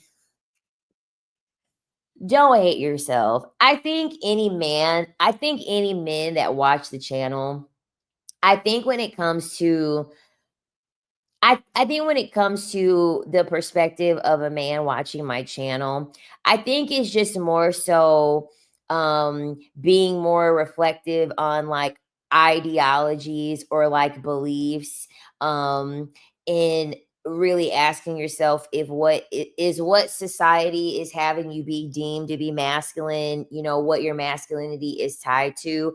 I think it's just worth questioning and worth asking yourself, is this benefiting me? How is this benefiting me? And how do the women in my life, how are they impacted? How are they affected by me upholding said things? You know what I mean?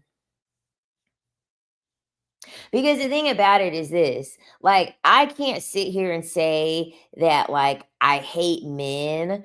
It's not that even, like, I don't even hate men. I really just hate the society in which we have created when it comes to men and women. Like, the the hard the hard cold facts is this: the men are going to be here, the women are going to be here. um there needs to be a different approach on a societal level for things to make sense. Things just don't make sense right now. Like, they don't. Things don't make sense. I personally feel as though men and women should be divided. I don't want to say divided, but I really do feel as though we should be separate. Um like, we legit should be segregated. Because then men can have their own hierarchical system. You know what I mean? And they can figure it out amongst themselves. And then based off of how they figure that out amongst themselves, then it'll be a lot easier for women to kind of see, you know, the pool of men that are out there and who they should procreate with, and what type of man is in their best interest. That's what I think. And then the women, we can have our babies, we can raise our babies together, um and do our own thing. And then the men, they could do their own thing, you know what I mean? And see each other when we see each other, like how they used to do it in the Neolithic times. That's essentially how they did it back then.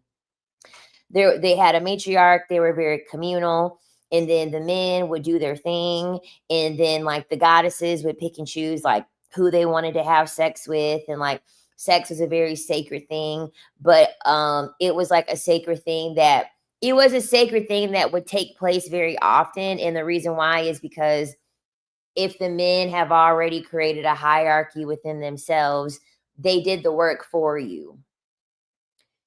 You didn't have to go through 50 fucking men to be able to find one dude. If the men are all together, they will create the hierarchy on their own. So by the time you go over there, you're already like, oh, okay, I see the order. I see the pecking order. So then I will choose accordingly based off of the pecking order. They'll do the work. The work will already be done for you. But y'all, I'm gonna get off this live stream. I'm hungry. I went grocery shopping today because I had to get me some groceries. I don't know why, but I bought cottage cheese today. I'm craving cottage cheese. I want like, I don't know why, but I really want cottage cheese on like toast with like some salt and some pepper and some avocado. I have no idea why. I haven't had cottage cheese in so long, but I thought about cottage cheese and I was like, I guess I want cottage cheese. I don't know. But thank you all for joining me tonight on the live stream. I hope you all enjoyed the subject matter. I know it was a little bit different. It was a little nerdy, a little bit scientific. But I hope I got my point across with the live stream today. I really do hope that it woke a lot of women up and it put a lot of women into or it put a lot of things into perspective for women, just to give you all clarity and just to give you all more understanding on the social dynamics of what we see today. That way you don't have to like wreck your brain on like why these things are happening, and you can just relax and understand that, yeah, we're on the trajectory, the correct trajectory. So yeah, I am going to talk to you ladies next time, my lovely sovereign sisters. Thank you all so much, and bye.